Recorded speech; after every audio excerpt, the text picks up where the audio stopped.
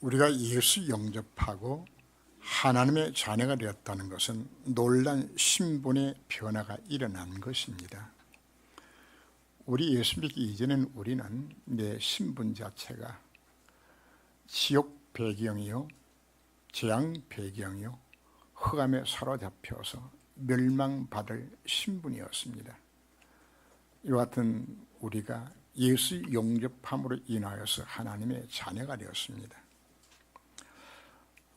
창세기 12장 1절에서 3절을 보면은 하나님이 아브라함을 부르셨고 아브라함에게 약속한 축복들이 바로 우리에게 주신 축복의 약속들입니다.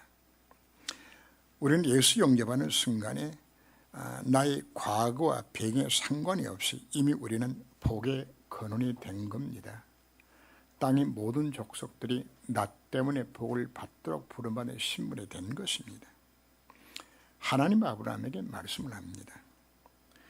너는 너의 고향과 친척과 아버지 집을 떠나 내가 네게 보여줄 땅으로, 그전 번역에는 지시할 땅으로 가라. 바로 무슨 땅인가요? 메시아가 올 땅으로 들어가라. 아브라함이 그 땅에 들어가는 자체가 영적 의미로서 우리 예수 영접하는 것과 같은 의미를 갖는 겁니다. 아브라함에게 무슨 약속을 주신 것인가? 언약적 축복을 약속해 주신 겁니다. 네가 그리스도 안에 들어가면 네 인생의 모든 문제이 다 끝난 거다. 그 축복을 누리도록 내가 너를 부르셨다고 말씀하고 있는 겁니다. 그 다음에 두 번째 보면은 내가 너를 축복하여서 큰 민족을 이루고 네게 복을 주어서 내 이름을 창대케 하리니 너는 복의 근원이 될지라고 약속합니다. 우리는 예수 영접하는 순간에 근원적 축복 속으로 우리가 들어가게 되는 겁니다. 세 번역에서는 네가 복이 될지라고 이야기합니다. 복 자체라고 우리가 말을 하고 있는 겁니다. 누가요? 바로 우리가 바로 이 축복의 신분으로 바꿔주는 것입니다. 난자와 정자가 합하여서 하나의 그 성체가 이루어졌을 때 거기서 분화가 이루어지죠. 그걸도 우리가 줄기세포라고 이야기합니다. 그 줄기세포에서 뭐가 나오는 것인가? 눈, 코, 입, 발, 내장까지 그게 다 한 세포에서 분화가 이루어지는 그 세포를 두고 우리가 줄기세포라고 이야기를 합니다. 마찬가지로 그리스도가 나와 함께 하신 하나님 자녀가 됐던 이야기는 모든 축복의 근원이 그 성경에 다 들어있는 모든 문제 해답된 바로 그분이 나와 함께 하신 신분으로 내가 바꿔진 것입니다.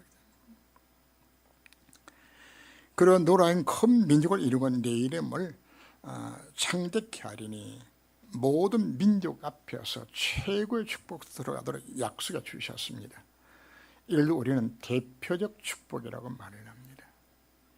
하나님 우리를 축복하셔서 세상 열방 가운데서 하나님이 가장 사랑받는 민족으로 이스라엘 민족을 세워주신 것처럼 하나님은 우리가 구원받은 성도가 복을 받음으로 인하여서 우리가 모든 민족 앞에서 대표적 복을 받도록 불러주신 것입니다.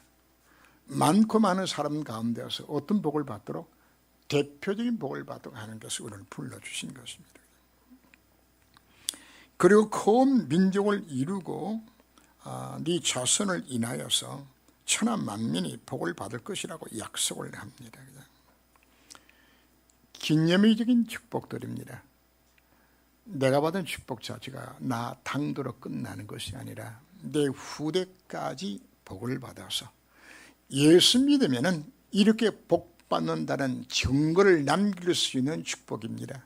무슨 축복이라고? 이걸 기념적인 축복이라고 말씀하고 있는 겁니다. 그리고 하나님 약속합니다. 너를 축복하는 자에게 내가 복을 내리고 너를 저주하는 자에게 내가 저주하리라 하겠다고. 아무도 막을 수 없는 불가항력적인 축복을 우리에게 약속하여 주신 것입니다. 하나님이 복을 주시면 아무도 빼앗아갈 적 없어요. 왜요? 우리는 하나님의 특별한 소유물입니다. 말라기에서 이 부분을 세굴라라고 표현하는데 나의 특별한 소유 하는 날 그렇게 불러주신 것입니다. 왜 귀중한가요? 하나님의 피로 값지고 나를 자녀로 삼아 주셨기 때문입니다. 그러면 아브라함이 이런 축복을 받을 수 있는 만큼의 수준이 된 사람인 것인가? 농의인 사람인 것은 그렇지 않아요. 아브라함은 유목민 출신인데 혹시 여러분들이 중동 지방에 가실 기회가 있으면은 시나이 반도나 아라비아 사막이나 또 지금 이란에도 거주합니다. 베두인족이라고 있어요. 그래서요. 아주 못 살아요. 가난하게. 사실 아브라함이 그 출신입니다. 애굽에 내려갔을 때 애굽 사람들이 부정탄다고 가지고 오지도 말라고 이야기합니다. 천대받았던 민족입니다. 하나님의 축복은 세상의 수준이나 신분에 상관이 없이 누구든지 그리스도 안에 있는 새로운 피조물로서 바로 아브라함의 축복을 누리신 신분으로 우리를 불러주신 걸 믿으시길 바랍니다. 근데 문제는 아브라함이 이 축복이 얼마나 크고 놀란 것인지를 아브라함이 이걸 모르는 것이에요. 복에 거는된다는 축복이 땅의 모든 족속들이 어떤 복을 받는 말 자체 이 갖는 의미가 감이 안 잡히는 겁니다. 그리고 또 어떤 대가를 지불하고 지금 받은 것이 아니에요. 그냥 네가 가는 땅 가면 이 축복을 약속하신 것처럼 예수님이 축복을 준다 약속했기 때문이니까 이 가치를 우리가 놓치기가 사실 쉬운 겁니다. 아브라함이 언제까지 고생하는지 압니까? 이 비밀을 깨닫기까지 고생하는 겁니다. 여러분 하나님 자녀 맞습니까? 하나님의 축복을 누리도록 이미 우리에게 모든 걸 이미 보장해 주셨어요. 예수 영접하는 바로 그 순간에 성삼위 하나님이 나와 함께하셔서 이 축복을 이루시겠다고 약속받고 있는 신분입니다. 성부 하나님 지금도 말씀으로 역사하시고 성자 그리스도께서 지옥과 재앙과 흑암을 끄신 그리스도께서 나와 함께하셔서 이를 이루시겠다고 약속하고 있는 겁니다.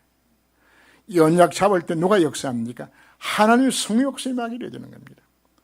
성령 역사하면 어떤 역사가 일어나지나요? 우리의 배경이 천국 배경입니다. 그래서 하늘 천사가 동원되게 되지는 흑암을 꺾는 권세가 있는 이 축복 속에 나를 불러주신 것들입니다.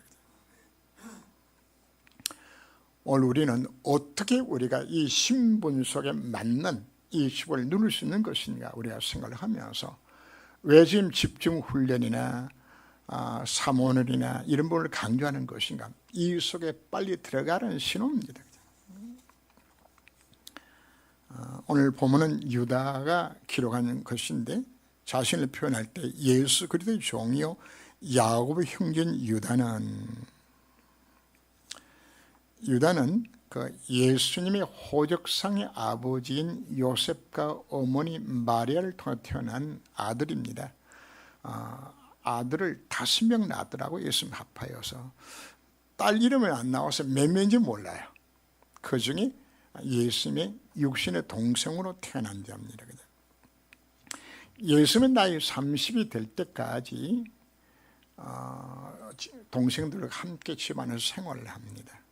아버지를 도와서 목수일을 했어요 예수님이. 그리고 아버지 일찍 돌아가시는 바람에 집안 살림을 예수님 맡아서 하셨어요. 그리고 나이 30이 되었을 때 공생애가 시작되지죠. 왜 30일까요? 세상이 직무를 시작할 수 있는 나이가 30입니다. 요셉도 몇 세에 총리가 되었죠? 30에 총리를 할 수 있는 이제 하나님을 할 수 있는 나이를 30으로 보는 겁니다. 그래서 교단에서 따라서 목사의 연령도 30으로 제한하는 교단들도 있어요. 그때 돼서 할 수 있도록 만들기도 하죠.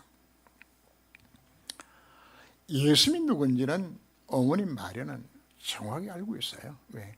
어떻게 임신한지 알잖아요.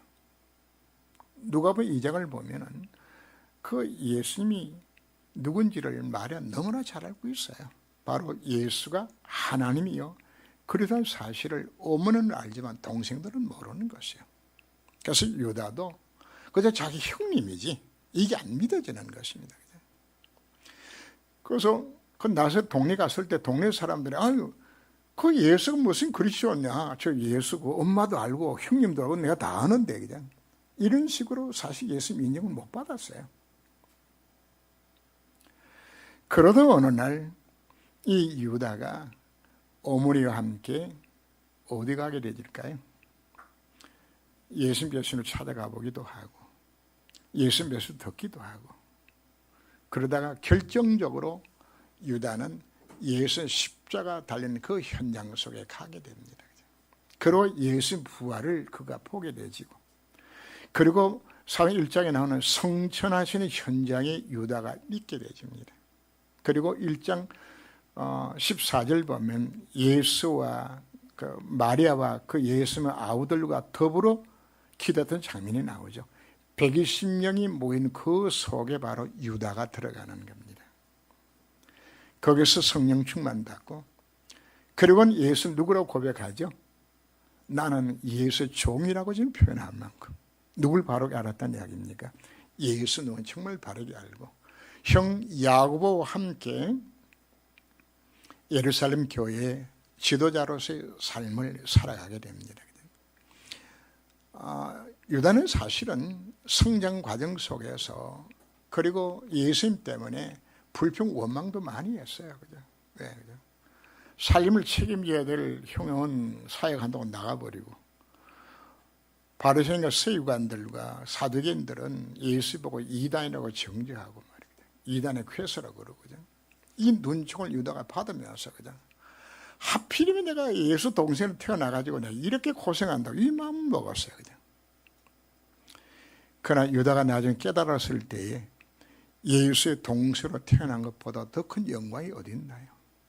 나중에 깨달아지는 것이죠. 그죠? 저도 3대째 예수님 집안에 태어나서 교회 다니는 게 참 싫었어요.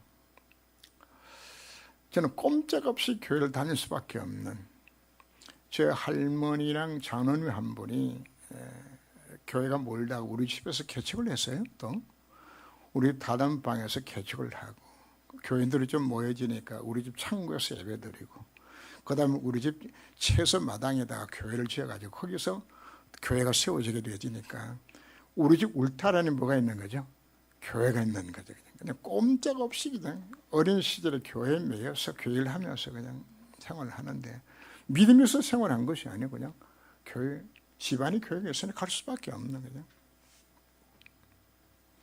친구들은 주일날 뭐 낚시 가고 등산 가고 엄마 아빠랑 여행 갔던 이야기를 하면은 월요일 가면은 기분 되게 나빠요. 그냥 재수 예수님 집에 태어나가지고 말이야. 나 여기도 못 가고 그냥. 복음을 깨닫기까지 그게 얼마나 큰 축복의 사실 자체를 모르고 사실 성취하는 거죠. 그죠? 유다를 보면서 그런 생각을 가졌어요. 유다도 복음 깨닫기 전까지는 얼마나 불평 많이 했겠냐 하는 생각을 갖습니다. 여러분들 하나님 앞에 감사드려야 되집니다. 만약에 여러분들이 이 시대에 대한민국에 태어나지 않았다면 여러분들이 어떨까요? 만약에 북한에 태어났다면 어떨까요? 만약에 여러분들이 무슬림 나라에 힌두 나라에 태어났다 그러면은 예수 믿을 확률이 0.1%도 안 돼요. 복음 받을 기회 자체가 사실 없어요. 원천적으로 복음 들을 기회 자체가 차단돼요. 근데 여러분들이 복음 들었지요?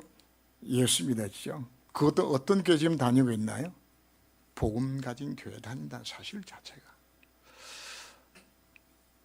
저도 목사 되려고 굉장히 노력을 많이 했어요. 그냥 뭐 되려고 그런 것인가 하면 내가 정말 멋있는 장로를 해가지고 교회 정말 멋있게 섬기고 목사님 멋있게 목회 잘하고 도와주고 이 마음 먹었는데 하나님 앞에 코가 끼어가지고 이제 목사가 됐어요. 그냥 됐는데 그러나 목사 되고 난 후에 목사 된 것을 후회하지는 않았고요.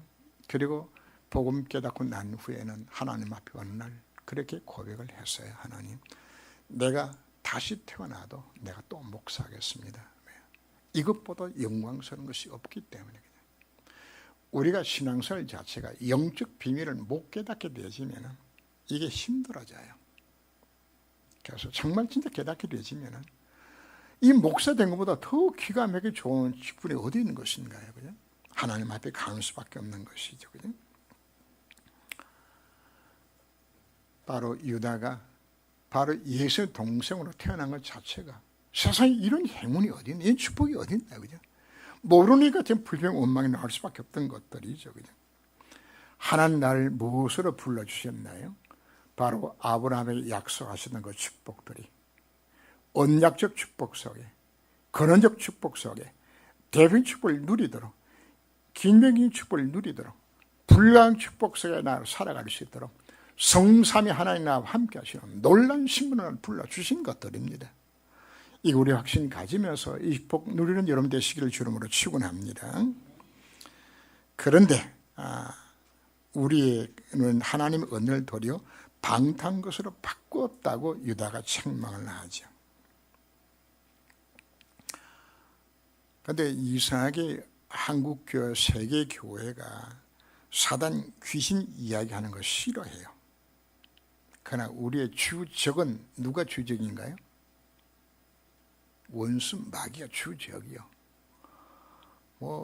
우리나라의 군대에, 백서에, 국방 백서에 북한을 주적으로 하느냐 안 하느냐 그러는데 정신 나간 소리요. 주적이요. 우리의 주적은 세상 주적 말고 영적 주적은 누가 주적입니까? 마귀가 주적이요. 사단이 주적이라고요. 마귀는 처음부터 뭘 하고 있는 것인가 하면 복음 못 전하게 하고 복음 듣지 못하게 만들어요.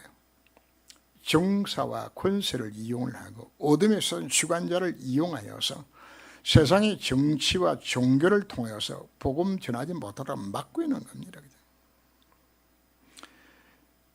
두 번째는 일단 예수 믿게 되어지면은 받은 구원이 취소되지 않는 것은 마귀는 잘 알아요.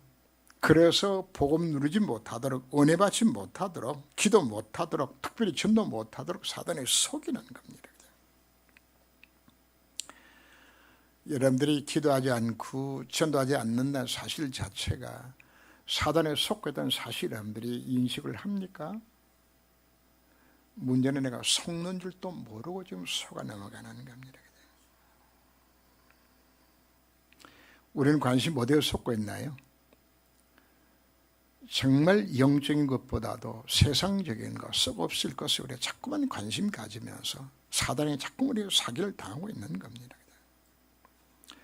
세상을 다 가져도 복음 하나 없으면 전부 다 죄로로 돌아가는 겁니다. 세상에 내가 아무리 돈을 많이 벌고 권세를 가졌다 할지라도 이런 인생의 영적 문제 해결되지 않아요. 여러분 성경을 많이 외우고 성경 연구 많이 하면 여러분들이 인생의 문제 해결될 것 같습니까? 제가 봐서 제일 믿음 없는 사람들이 신학교 교수들입니다. 학문적으로 그렇게 열심히 성경 연구하는데 40만 원 것인가? 이분들이 앉아서 설교 시간에 뭐 하는 것인가 하면 이 목사님 설교가 그 성경적으로 맞나 틀리나 평가, 자기 하나님이야. 그냥. 거의 이분들이 은혜를 못 받아요. 하나님의 음성을 듣지를 않아요. 왜? 자기 것이 너무나 들어가가지고 이걸로 비판하고 판단하는 부분들이죠. 결국은 신앙사 실패합니다. 사실은 이게 마귀 속는 거죠. 오늘 보면 핵심 자체는 예수 믿고서도 타락하게 만드는 겁니다. 교만하게 만들고 하나님 권에 도전하게 만들고 그 세 번째 전략 자체는 육신의 정욕과 방탕과 음란과 폐역에 빠지도록 만드는 겁니다. 우리가 속지 말아야 하는 겁니다. 요즘 미투 운동이 나오는데 미투가 뭐가 미투인가요? 나도 당했다는 이야기거든. 그죠? 성폭력 당했다는 거예요. 우리가 나타내는 부분들인데 참 안타깝게도 이 미투 운동의 대상들이 종교교회 안에도 다 들어와요. 불교도 예외가 아니고 가톨릭도 예외가 아니고 기독교도 예외가 아니고 참 여기 지금 다 무너지는 겁니다. 왜 인간이 음란과 방탕과 정욕에 우리가 무너지는 것인가? 인간이 갖고 있는 타락한 본성입니다. 그런데 오늘 유다가 지적하는 내용 중에 중요한 부분 하나가 무엇인가 하면은 이걸 신학적으로 이 음란을 타락을 합법시키는 장면들이 나옵니다. 지난 시간에 영지주의에 대해서 제가 말씀을 드렸는데 후반부에 제가 말씀을 안 드렸어요. 예수님 육체로 오신 것을 부인하는 부분만 제가 설명을 했는데 구원은 영이 구원을 받는다고 생각하는 겁니다. 그것도 지식으로 영이 구원을 받는다 이렇게 생각하고 육은 더러운 것이기 때문에 구원의 대상이 아닙니다. 이렇게 분리시켜서 인간의 타락을 합법화시켜 주어요. 그리고 우리나라에 있는 그 구원파의 문제도 또 무엇이 나오는 것인가 하면은 그 소위 제3의 비밀한 이야기를 많이 들어보셨지요. 예수 영접하는 순간에 과거, 현재, 미래 모든 지을 때까지 몽땅 용서함을 다 받았다. 그래서 지금 짓는 죄도 이미 다 용서를 받았다. 그래서 만약에 내가 죄를 지으면서 죄의식을 가지면 그 용서 못 받은 거다. 이렇게 몰아붙여요. 그러면 뭐가 되어지는 것인가? 이미 용서는 다 받았고 다 끝난 부분들이기 때문에 방탕해도 괜찮다는 결론이 나버리고 마는 겁니다. 신학교 사실 무서운 겁니다. 그리고 복음 가진 자들의 문제는 무엇인가 하면 자기의 방종을 이 복음으로 덮어서 정당화시키는 일들을 또 해나가게 되는 겁니다. 그리고 일부 사람들은 뭐라고 주장하나요? 인간이 갖고 있는 욕구 자체는 다 자연스러운 거다. 식욕이나 성욕이나 개 봐라 먹는 것이나 다 같지 않냐. 뭐 개들이 부끄러워하는 거 봤냐, 그죠? 이래서 키워 축제에 가게 되지면은 그 남자들이 팬티를 입고 나오는데 엉덩이를 뚫어놓은 걸 이 팬티를 입어요. 이 팬티, 그죠? 그래서 퍼포먼스를 행위 자체를 퍼포먼스 해요. 왜? 자유라고 부끄러움이 없다고 이렇게 만들어 나가자는 거죠. 선진국에서는 나주촌을 만들고 히피 문화를 만들면서 나기도 하고요. 그리고 이 음란을 종교 행위로 만드는 부분들이 참 고대로부터 많이 해내려 왔습니다. 그죠? 바알 가수는 목성 스미는 부분들도 음란을 종교화시키고요. 지금 힌두도 마찬가지고 그러니까 힌두에서 파생된 불교도 힌두에서 나온 겁니다. 그래서 지금 티베트감에 있는 건 라마 불교 다 통일합니다. 그 안에서 뭐가 나오는 것인가 하면서 밀교란 얘기 들어보신 모르겠습니다. 성행위 자체를 귀신을 접신하는 도구로 사용을 합니다.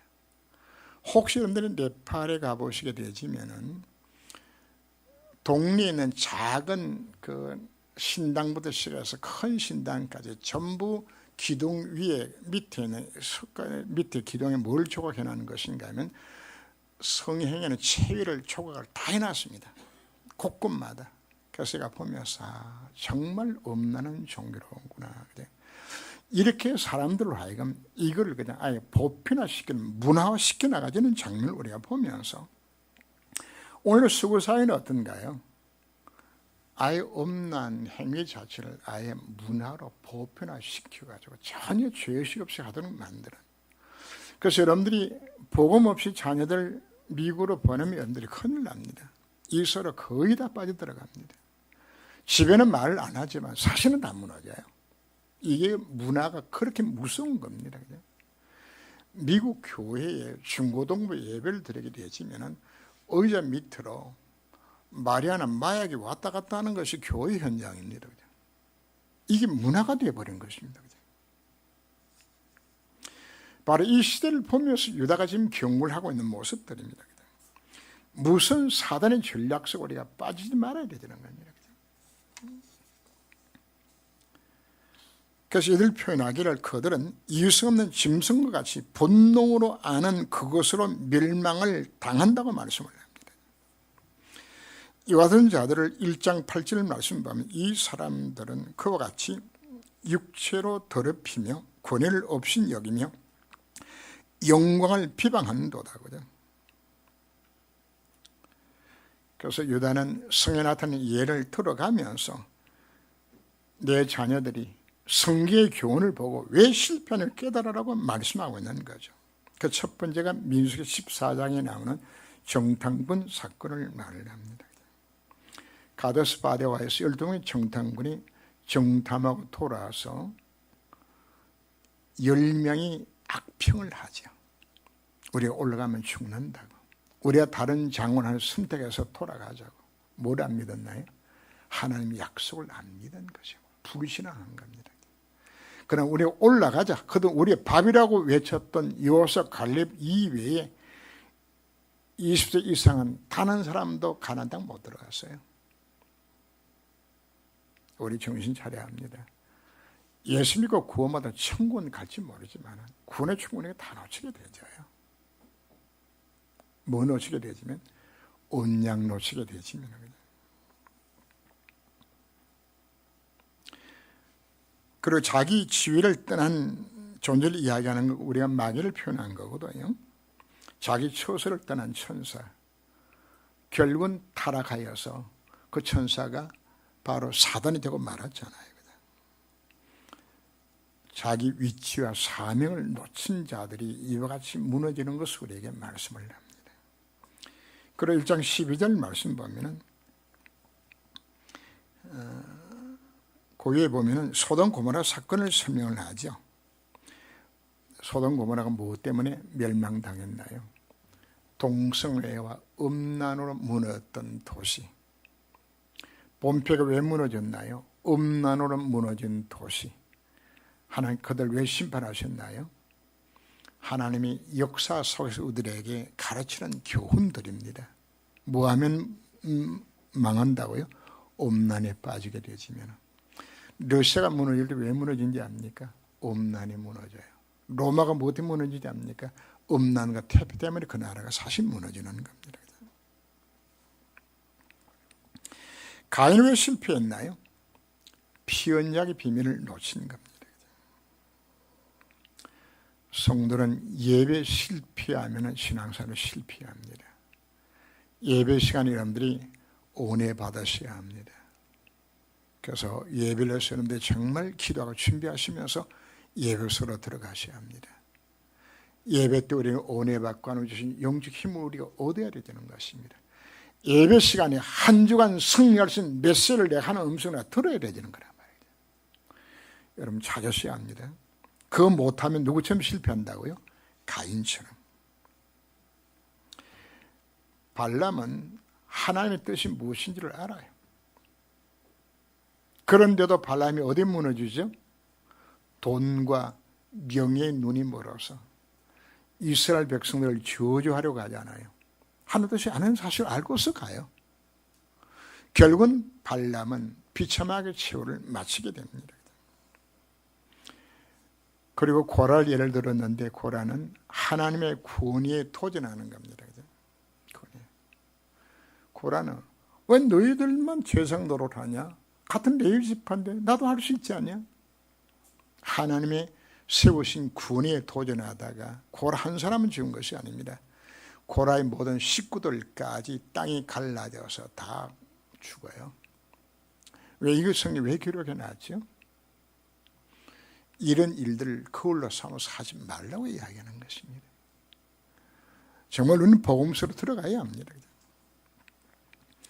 비록 우리가 구원은 받았지만은 하나님 자녀가 됐다 할지라도 교회 다닌다 할지라도 이 언약을 놓치면 우리가 사실 실패하는 겁니다. 저는 교회에 열심히 종교 생활하면서 실패하는 분들 참 많이 봤어요. 자기 할아버지가 집을 팔아서 교회 건축하고 아버지는 교회 장로로 충성했는데 그 자식들이 다 망했어요. 이상하죠? 왜 그런지 압니까? 그분들은 그걸 자랑으로 삼고 사실은 복음을 놓치고 좀 산 것이거든요. 우리가 정신 차려야 됩니다. 이스라엘 백성들이 왜 노예되고 포로되고 왜 속국되었나요? 성경 몰라서가 아닙니다. 바리새인들은 신명기 한 권자를 다 외워요. 그런데 왜 실패하죠? 가장 중요한 복음의 약속 자체를 놓치고 있기 때문입니다.